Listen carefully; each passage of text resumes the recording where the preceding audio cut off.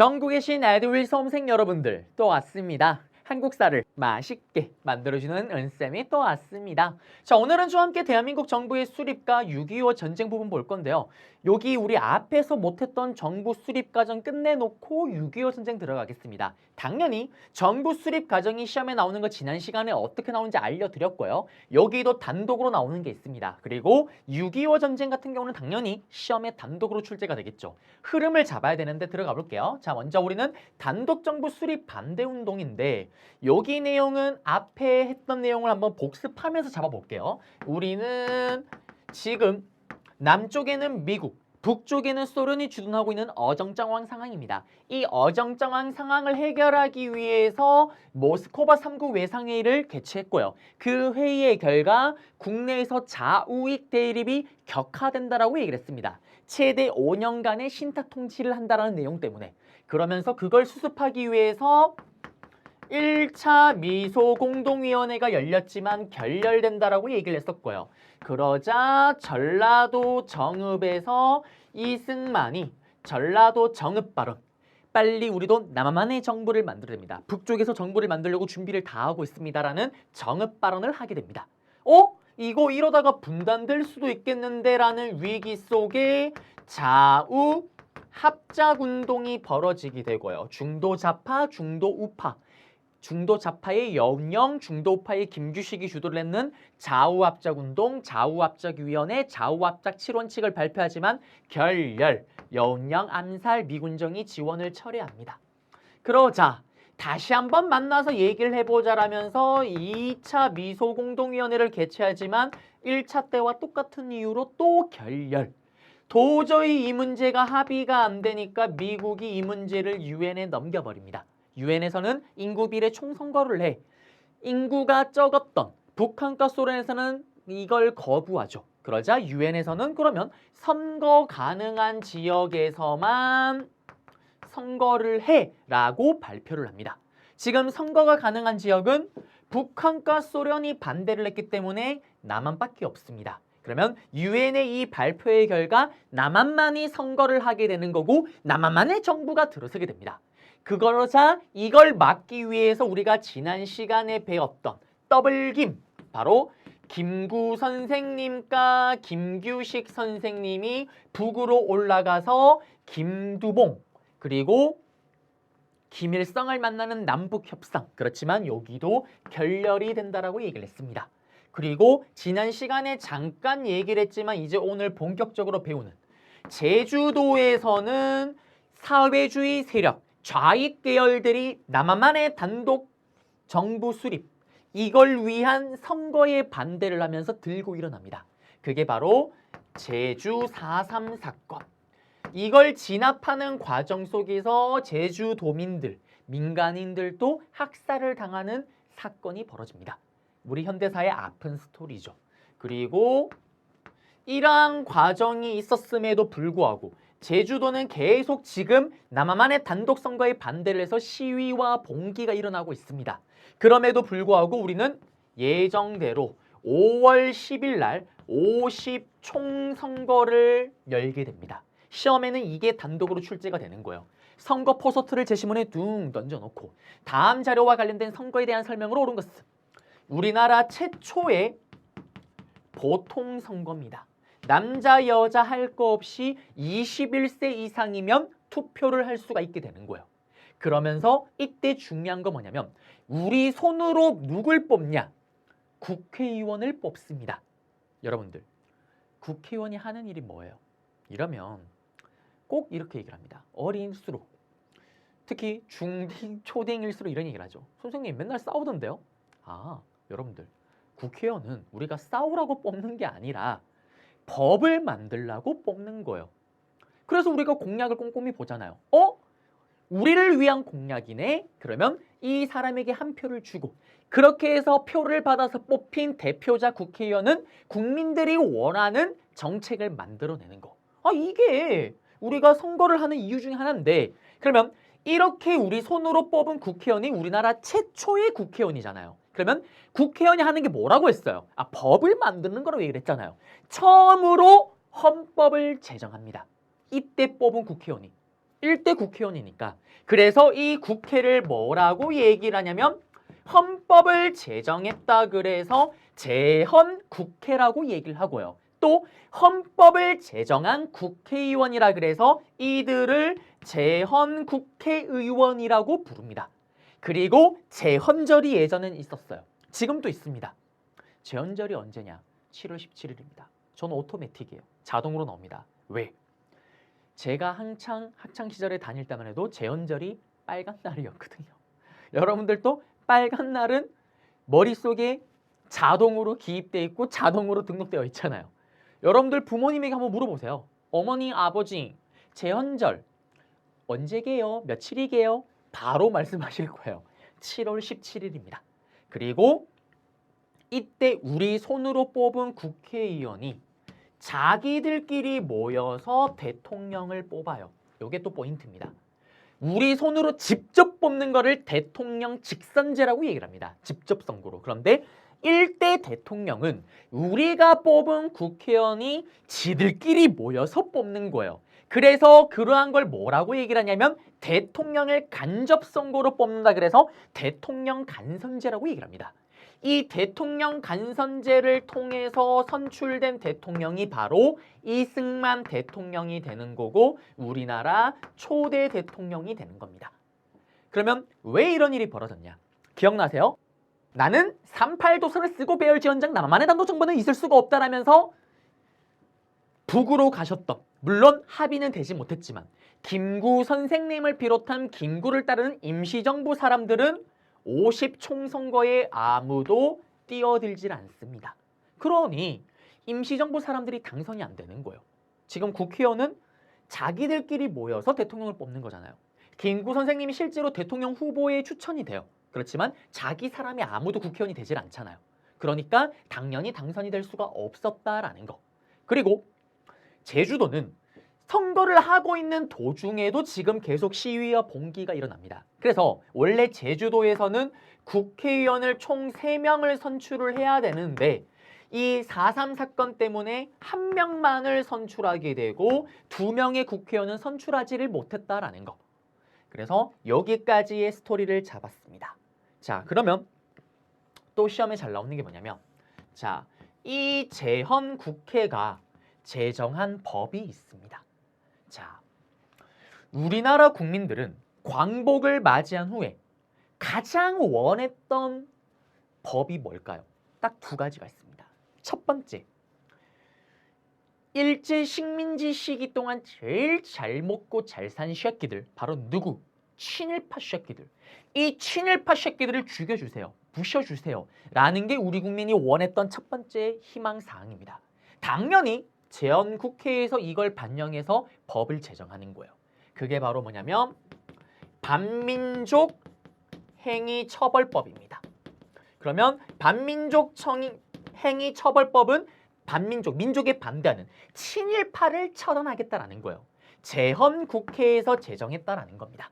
그 다음에 2번째로 우리나라 국민들이 원했던 게 뭘까요? 저의 꿈이 있습니다. 서울에 나의 아파트를 가지는 게 저의 꿈이에요. 제가 벌써 상경한 지가 벌써 10년이 훨씬 넘어가고 있는데 그렇습니다. 힘들어요. 너무나 힘듭니다. 은동진이 동시에 10,000명이 전국에서 강의를 하면 하나 살 수 있지 않을까라는 생각이 들 정도로 너무너무 힘들어요.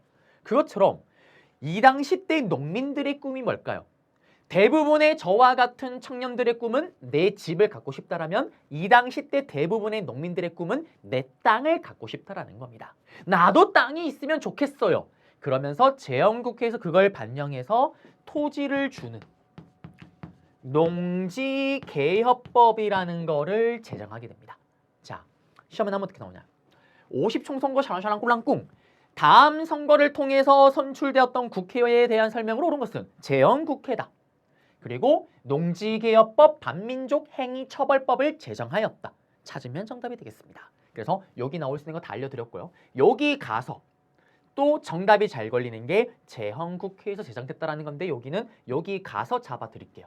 자, 그러면 순서 흐름을 다시 한번 잡아드렸고요. PPT로 가서 우리는 제주 4.3 사건. 자, 보시게 되면 제주도에서 좌익 세력들이 단독 정부 수립에 반대해서 들고 일어났습니다. 그래서 일부 지역의 선거가 치러지질 못했고요. 그리고 2000년에 들어서야 진상규명 및 희생자 명예회복에 대한 특별법이 제정됐습니다. 그리고요. 자, 요걸 진압하기 위해서 제가 지난 시간에 잠깐 얘기를 했는데 이승만 정부가 이건 수립되고 나서의 사건이에요. 무슨 말이냐면 정부가 수립되기 바로 직전의 스토리가 제주 4.3 사건이죠.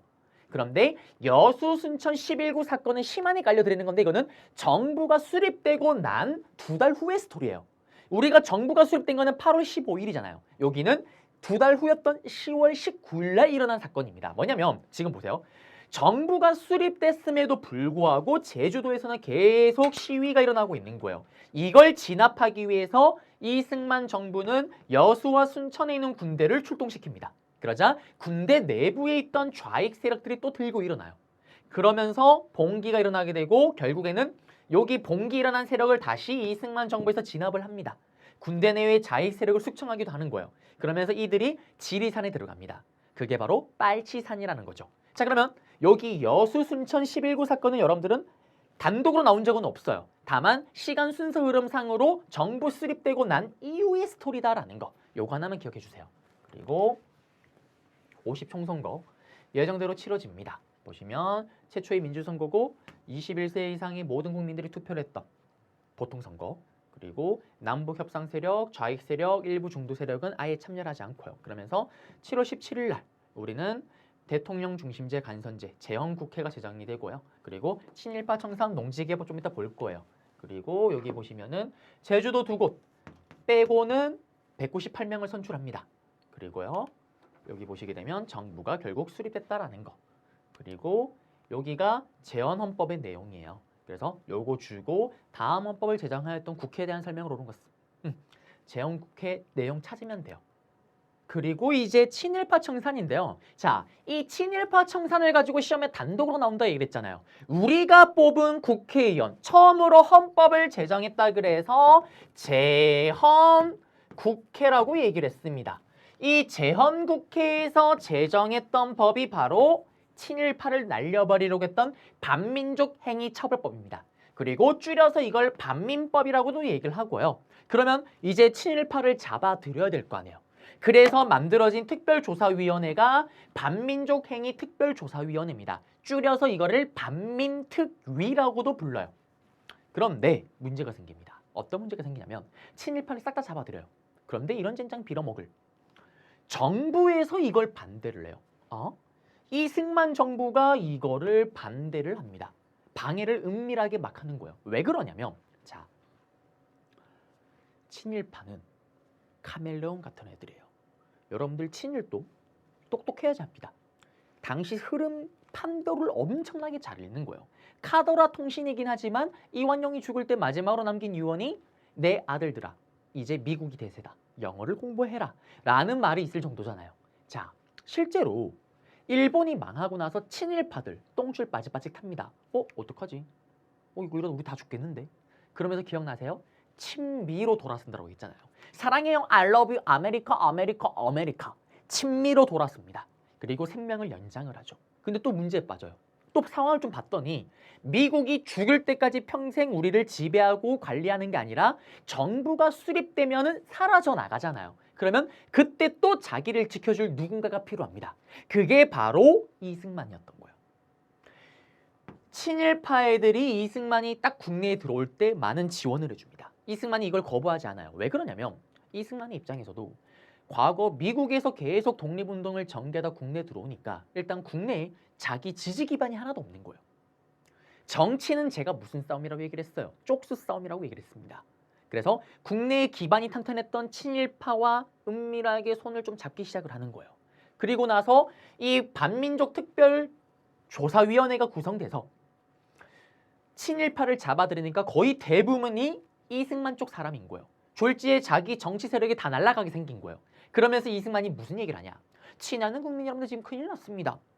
지금 빨갱이, 공산주의, 사회주의 애들이 지금 우리나라를 혼란에 빠뜨리러 갑니다. 지금 친일파를 처단하는 것보다 걔들을 처단하는 게 더 급합니다. 방공 방공 방공 공산주의 반대를 외치면서 소극적 태도로 나서요. 그리고 또 이런 얘기를 하죠. 이들은 사실 친일파가 아닙니다. 사실 또 이 친일파가 중간에 신탁 통치 내용을 놓고 좌우익이 대립을 할 때 이들이 어떻게 변신을 하냐. 반탁을 외쳐요. 사회주의 새끼들. 에듀윌 유료 회원만의 특별한 서비스.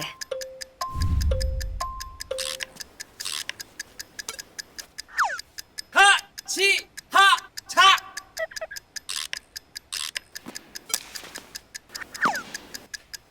하치하차 정답! 같이 하자 친구야 에듀윌 유료 회원!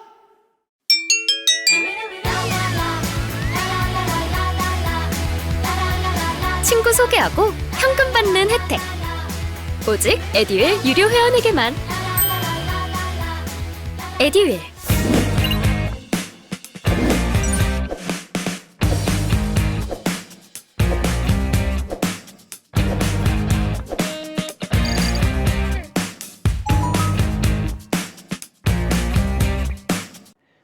나라를 갖다 팔려는 쓰레기 매국노다 라면서 신탁 통치 반대를 외치면서 애국 투사로 또 변신을 합니다.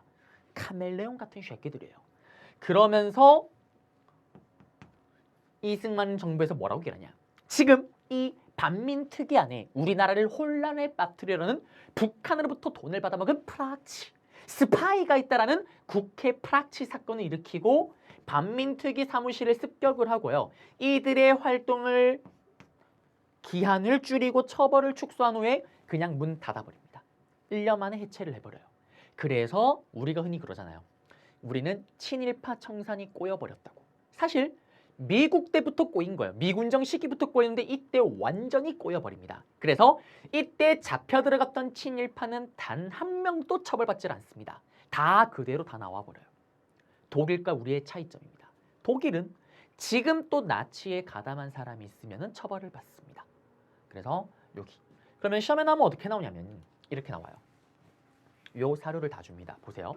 일본에게 자기를 받은 자, 일본 제국 이하의 의원이었던 자, 싹 다 주고 이런 내용들. 지금 친일파를 처단하겠다라는 거잖아요. 다음 자료와 관련된 법에 대한 설명을 옳은 것은 제헌국회에서 제정되었다. 반민족, 친일파를 처단하고자 하였다. 이승만 정부의 소극적인 태도로 실패하였다. 찾으면 정답이 되겠습니다. 그리고 여기 반민특위 습격 사건 내용이고요. 그리고 나서 이제 토지개혁인데 자 시험에 나오는 건 이겁니다. 농지개혁법이에요.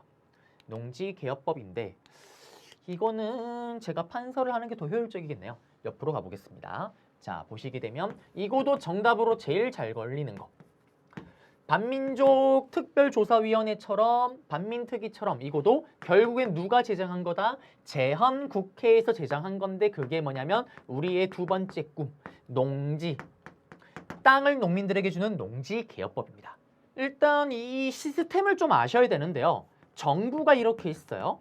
그런데 땅을 많이 가진 지주로부터 땅을 몰수를 하는데 우리는 사회주의 국가가 아니잖아요. 그러니까 그냥 뺏는 게 아니라 정부가 돈을 주고 지주로부터 땅을 가져오는 건데 문제는 정부가 돈이 어디 있어요. 그래서 당장 돈을 주는 게 아니라 땅 가격에 해당되는 증권을 줍니다. 지금으로 치면은 주식 쪼가리 같은 걸 주는 거예요. 자, 그렇게 해서 땅을 받았어요. 그러면 이렇게 땅을 받은 거를 이제 누구한테 줘야 될까요? 농민한테 땅을 줘야 되는데 문제가 있죠. 우리는 사회주의 국가가 아닙니다. 공짜로 주는 게 아니에요. 그러면 농민으로부터 돈을 받아야 되는데 문제는 돈이 어디 있어요? 돈 있으면 옛날에 땅을 샀겠죠. 그래서 어떻게 이걸 처리를 하냐. 예를 들어서 땅을 줬어요. 그러면 그 땅을 받은 걸 가지고 농사를 지을 거 아니에요. 그러면 1년에 100을 생산했으면 그 중에 30, 정확하게는 30%죠. 30%를 국가에 갖다 바치는 거예요. 이거를 몇 년 동안? 5년. 그러면 도합 150%가 되는 거죠. 이게 농지개혁법이 돌아가는 시스템입니다. 그래서 우리는 유상으로 땅을 몰수를 해서 유상으로 땅을 분배하는 거예요. 그리고 이 땅을 분배하는 기준은 3정보 이상의 땅에 한해서 적용을 시키는 거예요. 무슨 말이냐면 3정보가 지금으로 치면은 9,000평 이상이 돼야 되는 거예요. 그러면 9,000평 이상이 넘어가면은 그 이외의 땅, 3정보까지는 내가 땅을 가질 수가 있지만 9,000평에 넘어가는 땅은 국가에게 무조건 이런 식으로 넘겨야 되는 거예요. 그리고 이거의 기본적인 원칙이 뭘까요? 바로 경자유전의 원칙이에요. 경작, 땅을 경작하는 사람이 있을 유, 받점, 땅을 가져야 된다는 원칙으로 운영이 됐던 게 바로 농지개혁법입니다. 북한은 사회주의 국가이기 때문에 무상몰수 무상분배요. 강제로 지주로부터 땅을 공짜로 그냥 가져와서 땅에 온 농민들에게 공짜로 그냥 줘버리는 거예요. 그래서 사회주의가 초반에 엄청나게 인기를 끕니다. 저도 만약에 글을 읽고 있지만 대통령을 나가서 후보가 됐을 때 친하는 국민 여러분들, 아파트가 없는 분들에게 한 채씩 다 주겠습니다. 100% 당선이에요. 불가능하잖아요. 그래서 얼핏 보면 북한의 정책이 좋아 보이지만 실제로는 뭐냐면 맹점이 있죠. 무상으로 주긴 하지만 최종적으로 국가의 주인, 땅의 주인이 누구냐면 국가가 되는 거예요. 그래서 북한 주민들은 죽을 때까지 평생 자기 땅을 가질 수 없게 되는 겁니다. 왜? 최종 주인은 국가가 되는 거니까. 그런 맹점을 아셔야 된다라는 거고. 자, 그래서 여기 내용을 잡아드렸습니다. 그러면 시험에 나오는 건 뭐냐면 이거의 결과 영향이에요. 제일 중요한 겁니다. 자, 땅이 없는 사람들에게 땅을 나눠줬잖아요. 그 결과 스스로 자, 이제 자기 스스로 땅을 경작하는 자작농의 수가 어떻게 됐을까요? 당연히 늘어났겠죠. 땅을 받았으니까. 자기 땅에 자기가 농사를 짓는 사람들 찾으면 정답입니다. 시험에 나오면 어떻게 나오냐? 요 그래프, 요 그림을 주거나 농지개혁법 법 내용이 있어요. 좀 이따 볼 거예요. 사료를 통째로 던져놓고 다음 법에 대한 설명을 옳은 것은 재헌 국회에서 제정하였다. 유상몰수 유상분배 원칙으로 진행되었다. 3정보 이상이 넘어가면은 땅을 어떻게 몰수했다. 그리고 또 자작농의 수가 증가하였다. 경자유전의 원칙에 따라서 진행되었다. 찾으면 정답입니다.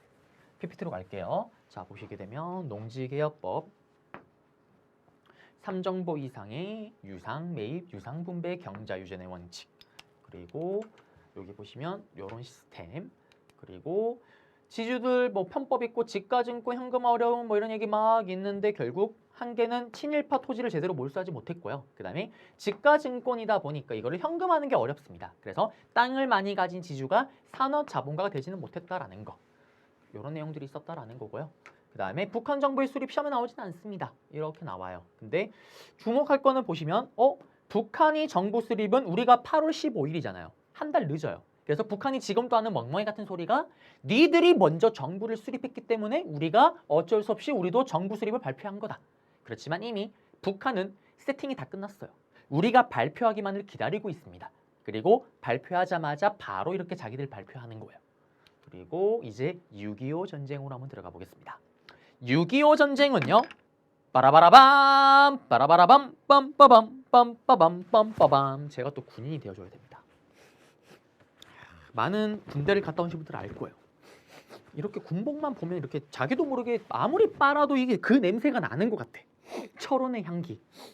아, 그리고 마침 제가 또 옷도 지금 입은 것도 사실 군복 같은데요. 자, 그렇습니다. 아우, 그냥 이것만 입으면 춥고 더운 것 같아요. 빠라바라밤 빠라바라밤. 자, 그러면 이제 본격적으로 6.25 전쟁을 한번 시작해 보겠습니다. 자, 보시게 되면 우리는 여기도 순서 흐름이 중요해요. 먼저 배경부터 한번 시작을 해보겠습니다. 6.25 전쟁의 배경은 시험에 나오는 거는 딱 하나가 있어요. 그게 바로 뭐냐면 에치슨 선언이라는 게 있습니다.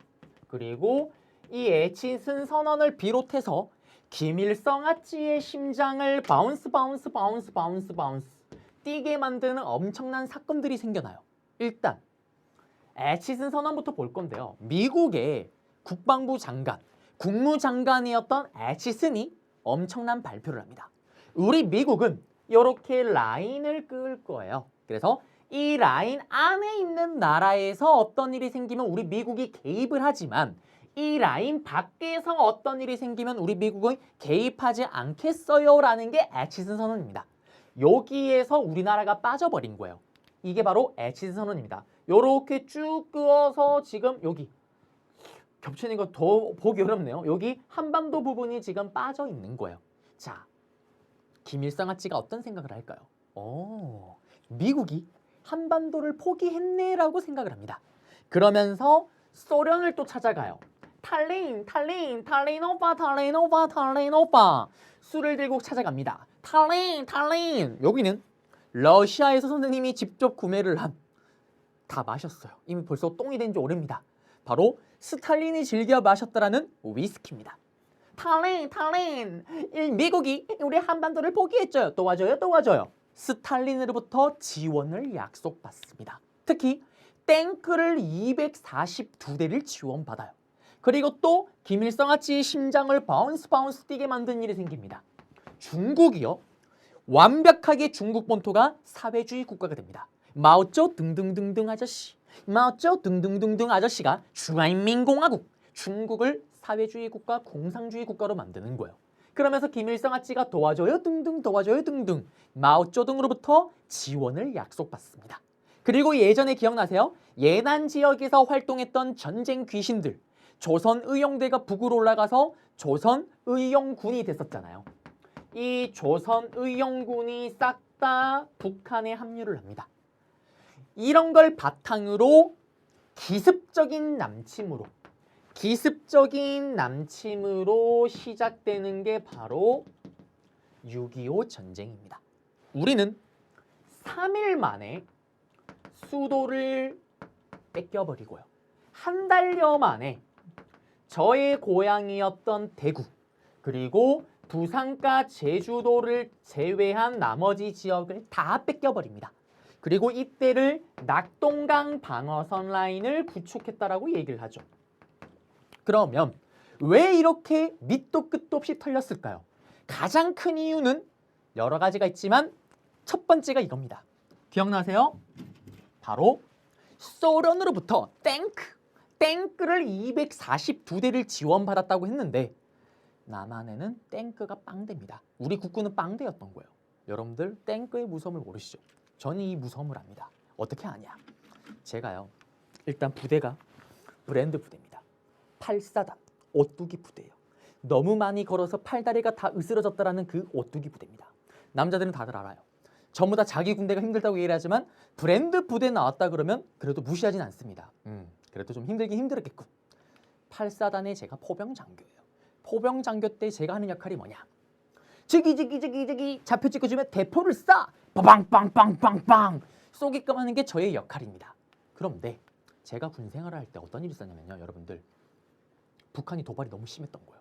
그래서 전쟁이 터질 수가 있다. 그런데 전쟁이 터지게 되면 탱크를 누가 몰아야 될 거 아니에요. 탱크를 모는 병사가 따로 있어요. 운전병이라 그래서. 근데 만에 하나 전쟁이 터져서 운전병이 죽으면 이 탱크는 누가 모냐? 그러면 나중에는 장교도 이 탱크를 몰아야 된다라는 거예요. 저는 초리가 지시만 내렸는데 근데 급하면 제가 몰긴 몰아야 될 거 아니에요. 그래서 졸지에 갑자기 탱크 운전 면허증을 따라는 지침이 위에서부터 내려옵니다. 사실 선생님은 그때 운전 면허증이 없었어요. 저는 자동차 운전 면허증보다 탱크 면허증을 먼저 딴 남자입니다. 자동차보다 탱크를 먼저 본 남자예요. 근데 똑같아요. 면허증 따는 거 어떻게 하냐? 우리 이렇게 지그재그로 가는 거 있죠. 운전면허에. 똑같이 있습니다. 근데 탱크가 크다 보니까 이게 감각이 없어요.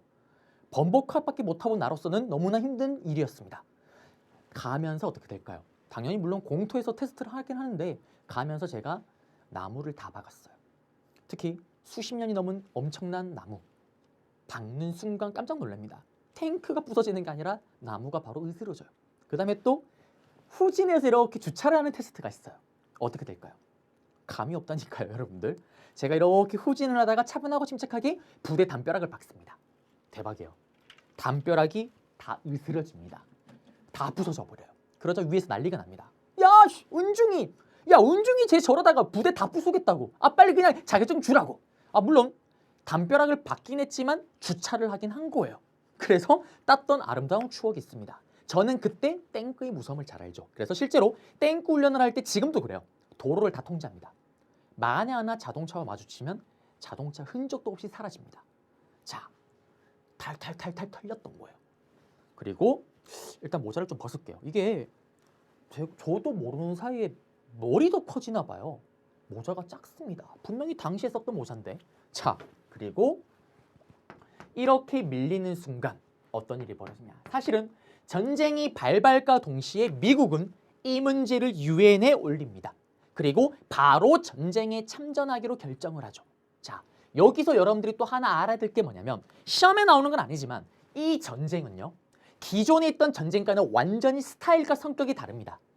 과거의 수많은 전쟁들은 영토 전쟁이잖아요. 쳐들어가는 이유가 그 나라의 땅을 뺏기 위해서 쳐들어가는 겁니다. 그런데 이 6.25 전쟁은 땅을 뺏으러 들어가는 게 아니라 이념을 놓고 싸우는 이념 전쟁인 거예요.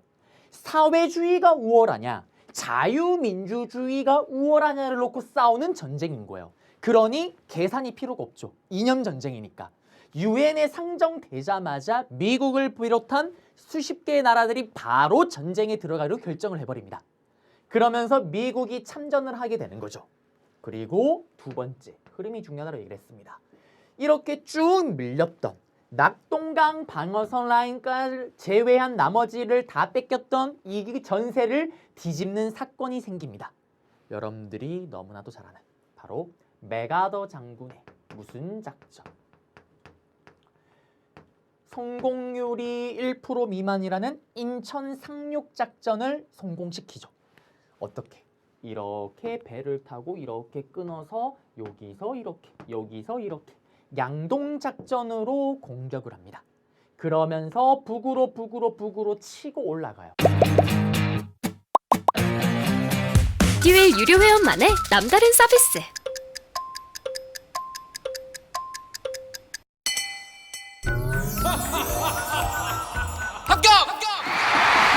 합격하고 돈도 받는 혜택. 오직 에듀윌 유료 회원에게만. 에듀윌. 무료 합격!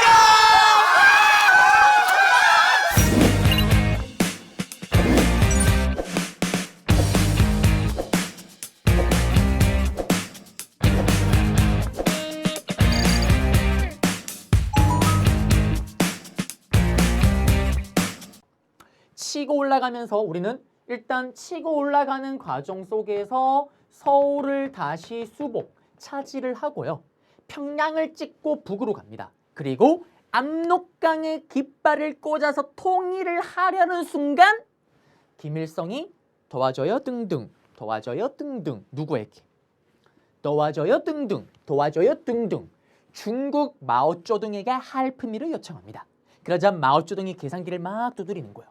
그러면서 전쟁에 참전하기로 결정을 합니다.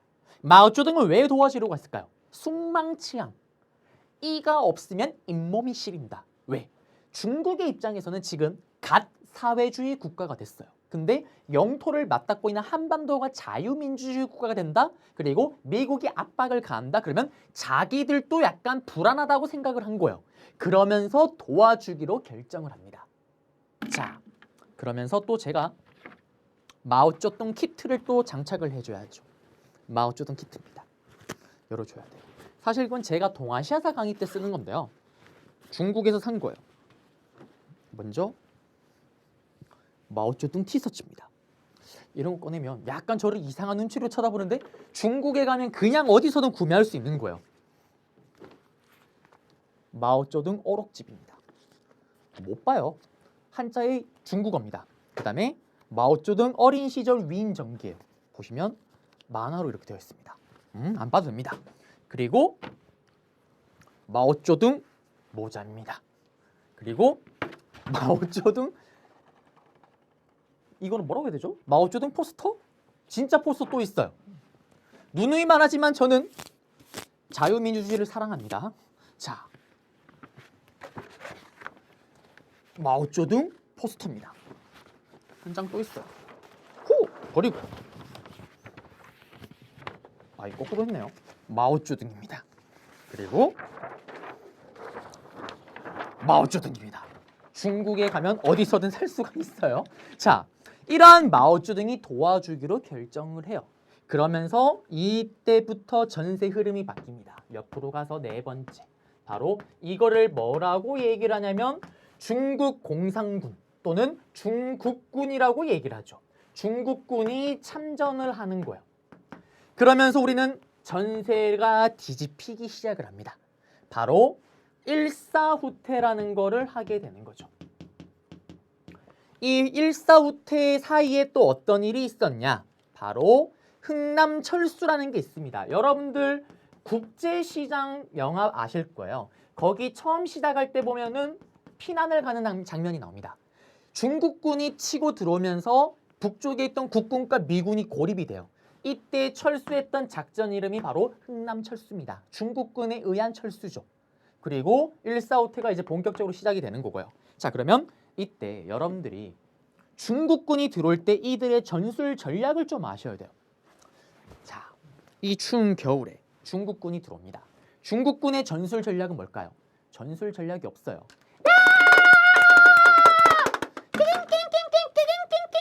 깽가리 치면 그냥 우와 달려가는 게 이들의 전술 전략입니다. 들어는 보셨습니까? 여러분들이 그 말로만 듣던 인의 전술이 여기서 펼쳐지는 거예요. 여러분들 인의 전술이 얼마나 무서운지 모르죠. 잘 생각을 해봐요. 여러분들이 길을 가다가 초등학교 1학년을 만났어요. 근데 갑자기 초등학교 1학년이 형, 언니, 오빠 잠깐만 이리 와봐요. 귀여운 초딩 왜? 형, 언니, 오빠 가진 거 있으면 좀 줘봐요. 지갑 좀 줘봐. 야 초딩 어디 형한테 어디 오빠한테 맞으려고 빨리 집에 가. 그런 초딩이 집에 갔습니다. 사라졌어요. 그리고 나는 유유자적 집에 가고 있었는데 갑자기 그 초딩이 또 나타난 거예요. 다른 골목에서. 형, 언니, 오빠 지갑 좀 달라니까. 너 죽을래? 했더니 야! 하는 순간 갑자기 친구 100명이 등장을 한 거예요. 어떤 일이 벌어질까요? 여러분들 집니다. 저요.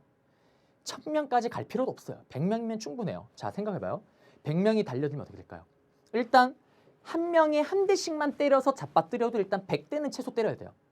만약에 50명이 달려들어서 여러분들 꼬집고 무릎 뜯으면 어떻게 될까요? 울어요. 살려달라고 웁니다. 그게 인의 전술이에요. 전술 전략이고 뭐고 필요 없습니다. 낑낑낑 와! 달려가는 게 인의 전술. 그러면서 우리는 일사후퇴를 하게 되는 거고요. 다시 서울을 뺏겨요. 그리고 전열을 재정비한 후에 다시 서울을 수복합니다. 그리고 5번째. 전선이 교착 상태에 빠져요. 무슨 말이냐면 지금의 38도 선을 중심으로 한쪽으로 더 이상 이제 기울지 않고 왔다리 갔다리 진행이 됩니다. 거기서 더 이상 한쪽으로 기울지가 않는 거예요. 가장 치열했던 전투라고 얘기를 하죠. 실제로 6.25 전쟁 도중에 가장 많이 전사자가 나왔던 시기가 바로 이 시기입니다. 자, 그러자 이제 어떤 일이 벌어질까요? 휴전협정에 들어가는 거예요. 왜? 전쟁에 참전했던 모든 나라들이 이제 그만하고 싶습니다. 그들도 바보가 아니에요. 깨달아요. 이거 밑 빠진 독에 물 붓는 거다. 더 이상 한쪽으로 기울지 않겠구나라는 걸 알아요. 봐요. 한번 쫙 밀렸다가 한번 쫙 치고 올라갔다가 다시 밀려서 중간에서 왔다리 갔다리 하잖아요. 이제는 더 이상 한쪽으로 기울지 않습니다. 그러니 전부 다 전쟁 그만하고 싶은 거예요.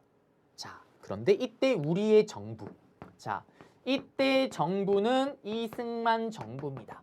최근에 심한은 6.25 전쟁과 이승만 정부의 관계를 잘 물어봐요. 자, 이승만 정부는 1948년 8월 15일 날 정식 출범을 했어요. 그러면 6.25 전쟁은 언제 터졌냐면 딱 외우기도 좋게끔 1950년에 터집니다. 그리고 3년 동안 벌어지는 전쟁이에요. 이 임진왜란이 아니죠. 6.25 전쟁은 시작과 끝날 때까지 계속 이승만 정부입니다. 이승만 정부는 1960년 4.19 혁명 때 돼서야 이승만 정부가 끝이 나는 거예요. 자, 요거 잠깐 기억해 두시고 어차피 다음 챕터 때 다시 잡아 드릴 거예요. 자, 그리고 이승만 정부의 입장은 전쟁을 끝까지 하자라는 게 이들의 주장이에요. 무슨 말이냐? 이승만 정부의 입장은 이겁니다. 어차피 망했다. 쭉 밀렸다가 쭉 갔다가 중간에서 왔다 갔다. 이미 한반도는 전 영토, 전 국토가 전쟁터가 됐다. 어차피 폭망한 거 끝장을 보자라는 거예요. 사회주의 국가가 되든 자유민주주의 국가가 되든 끝장을 보자라는 게 이승만 정부의 입장이었습니다. 그러면서 이때 거제도에 있었던 반공, 공산주의에 반대하는 반공 토로를 지 멋대로 석방하는 엄청난 사건을 일으킵니다. 이것 때문에 휴전협정 중에 전쟁이 다시 터질 뻔해요. 무슨 말이냐면 보세요. 이 전쟁은 제가 얘기를 했잖아요. 성격이 중요하다고. 2년 전쟁이잖아요. 영토 전쟁이 아니에요. 공산주의에 반대하는 포로. 뭐냐? 전쟁 도중에 북한군을 잡았어요. 포로로. 그러면 이때 물어봐요. 물어보는데 뭘 물어보냐면 너 계속 사회주의 국가 있을 거야? 잡힌 포로들 중에 저는 이제 사회주의 아닌 것 같아요. 저는 자유민주주의가 더 좋습니다. 저는 옮길래요. 이런 주장을 했던 사람들만 풀어버리는 거예요. 공산주의에 반대하는 포로를 풀었다는 말은 이것만 놓고 보면은 공산주의보다 자유민주주의가 더 우월하다는 걸 보여주는 거잖아요. 이념 전쟁인데 지금 이걸 한 거예요. 전쟁이 다시 터질 뻔합니다. 그러자 미국이 나서요. 승만 그만하자 승만. 전쟁 여기서 끝내면은 우리 미국이 전쟁 끝나고 너 지원해 줄게. 너희 나라 먹고 살 수 있게끔 우리가 도와줄게. 그러면서 결국 휴전협정이 체결됩니다. 그리고 전쟁이 끝나고 나서 미국은 그 약속을 지켜요. 그게 뭐냐면 시험에 나오기도 하죠. 바로 한미상호 방위 조약이라는 걸 체결을 합니다. 이거는 뭐냐면 한국과 미국이 서로 상호 간에 서로를 지켜준다라는 거예요. 여러분들. 누가 누굴 지켜줘요? 미국이 우리를 일방적으로 지켜주는 게 되겠죠. 이승만의 업적을 놓고 수많은 사람들이 좋게 평가하기도 하고 비판을 하기도 합니다. 저는 좋게 평가하는 여러 가지 정책 중에 하나로 이걸 꼽고 싶어요. 저는. 이게 뭐냐면 이 한미상호 방위 조약 때문에 우리나라의 주한미군이 지금까지 있게 된 거예요. 자, 저는 강원도처럼 포병부대 중에서도 가장 최전방에 있던 부대입니다. 그래서 라디오 주파수를 맞추면 북한 주파수가 잡혀요. 북한이 작심하고 크게 방송을 틀면 저희 부대까지 들립니다. 그래서 1월 1일이 되면은 사단장님께서 스타 장군께서 직접 밥 먹으러 우리 부대로 오기도 해요. 최전방 부대 위로 하신다고. 자, 이 얘기를 왜 하냐면 최전방에 있다 보면 곳곳에 미군이 조금씩 있는 데가 있어요. 미군 부대가. 그 왜 그러냐? 자, 아무리 전쟁이 지금 현대전이라고 해서 미사일을 갈기고 뭐 이렇게 공군이 날아간다고 해도 전쟁의 꽃은 육군 보병입니다. 육군 보병이 가서 미사일을 아무리 그곳에 갈기든 뭐든 보병이 가서 깃발을 꽂아야지 우리 땅이 되는 거예요. 북한도 마찬가지인 거예요. 그래서 만약에 전쟁이 터질 때 북한이 내려오면 지나갈 수밖에 없는 길목이 있을 거 아니에요. 그 길목마다 미군을 조금씩 두는 거예요. 그러면 거길 지나갈 때 어쩔 수 없이 미군을 건드릴 수밖에 없겠죠. 전쟁 자동 참전입니다. 만약에 미국을 건드리게 되면 미국은. 그런 게 바로 한미상호 방위 조약이 들어간 거예요. 아주 아름다운 조약입니다. 그래서 6.25 전쟁에 대한 내용을 잡아드렸고요. 시험에 나오면 어떻게 나오냐면 최근 트렌드는 쉽게 나오게 되면 6.25 전쟁의 힌트를 다 주고 다음 전쟁에 대한 설명을 옳은 것은 6.25 전쟁에 대한 내용을 찾으면 되고요. 또는 순서 흐름을 물어봐요. 사건을 뚝뚝뚝 주고 여기 사이에 들어갈 수 있는 사건으로 옳은 것은 예를 들면 인천 상륙작전과 휴전협정이 들어갔대요. 여기 사이에 들어가는 거 중국군 참전, 흥남철수, 145태 이런 거 찾으면 정답이 되겠죠. 또는 제시문 사료 박스에 중국군이 와 샤랑샤랑 꿀랑꿍 다음 상황 이후에 전개된 내용으로 옳은 것은 여기를 줘버리면 여기 이후에 휴전협정 체결, 한미상호 방위조약을 체결하였다. 이승만 정부에서 방공포로를 석방하였다. 찾으면 정답이 되겠죠. 오답으로 이거 앞에 인천 상륙작전 애치슨 선언이 들어가면 삑 오답이 되는 거예요. 그리고 애치슨 선언은 6.25 전쟁 중에 발표가 된 게 아니라 전쟁 전의 스토리예요. 배경이다라는 거. 그러면 나올 수 있는 거 다 알려드렸습니다. 이제 PPT로 다시 가볼게요. 가시게 되면 전쟁의 배경이에요. 보시면 미국의 애치슨 선언, 중국이 중화인민공화국, 그리고 주한미군 철수했고요. 최근에 어렵게 나온 게 뭐냐면 한미상호 방위 조약이 있었고 그전에는 원조협정이라는 게 있었습니다. 자, 그 다음에 남북 대립이 심화되고요. 그 다음에 북한은 전쟁 준비가 다 끝납니다. 지원을 약속받고요. 그러면서 애치슨 선언 받고요. 그리고 기습적인 남침으로 시작이 돼요. 3일 만에 서울이, 한 달 만에 낙동강 일대 제외한 나머지 지역이 다 뺏깁니다. 그리고 여기 보시면 여기까지. 그리고 순서 흐름을 이렇게 물어보게 돼요. 여기 내용을 기읍, 가, 나는 뭐 인천 상륙작전 내용, 가나다 담아주고 6.25 전쟁 사건을 시간 순대로 올바르게 나열한 것을 했을 때 올바르게 나열하셔야 됩니다. 그리고 보세요. 7월 달에 바로 유엔군 결성 참전. 그리고 보세요. 거의 한 석 달 후에 인천 상륙작전 성공을 해서 전세를 뒤집습니다. 서울을 탈환하고 38도선 돌파하고 평양을 입성하고 압록강의 깃발을 꽂으려는 순간 10월 말이에요. 꽂으려는 순간 중국군 개입. 최대 북진을 하지만 밀려 내려갑니다. 대대적인 공세, 전세 역전, 대표적으로 흥남 철수, 그리고 서울 제압약 1사 후퇴. 보시면 여기서 다시 철수를 하는 거예요. 그리고 원산에서도 배를 타고 철수를 합니다. 부산으로 내려가는 거예요. 그리고 다시 정비를 하고 서울을 재수복하고 38도선 부근에서 교착 상태. 소련이 제안을 합니다. 미국, 북한, 중국 대표들이 참전을 했고요. 우리는 대표로 참여하지 못해요. 왜 그러냐면 전쟁의 당사자인데 왜 그러냐면 전쟁 터진과 동시에 이승만 정부는 모든 군수 작전권을 미국에게 넘겨버립니다. 그리고 남한은 휴전 반대. 이승만의 방공포로 석방. 그럼에도 불구하고 결국 휴전이 체결되죠. 그러면서 포로를 어떻게 할 건지 휴전선을 어떻게 하는지 놓고 세팅이 다 끝납니다. 그리고 여기 내용이고요. 결국 결과. 고착화 상태 그리고 결국에는 이거는 뭐 중요한 내용이 없고요. 그 다음에 내려가서 여기가 제일 중요하죠. 한미 상호 방위 조약이 체결됐다라는 거. 그리고 어이없게도 중국이 이 전쟁을 계기로 자기들 사회주의 국가 내에서는 입지가 세집니다. 뭐라고 얘기를 할까요? 야, 사회주의 국가들아, 나 미국과 싸워봤어. 미국 별거 없더라고. 깽깽깽깽 와! 달려가면 다 도망가더라. 라면서 사회주의 국가 안에서는 소련 다음에 넘버 2 자리를 확실하게 굳힙니다. 그리고 일본은 전쟁을 계기로 경제가 엄청나게 흥행을 하죠. 왜? 전쟁 물자를 다 갖다 팔면서 떼돈을 법니다. 끝났습니다. 이렇게 해서 6.25 전쟁까지 나올 수 있는 거 다 알려드렸고요. 저는 이제 다음 시간에 본격적으로 현대사 정치 부분 한번 들어가 보도록 하겠습니다.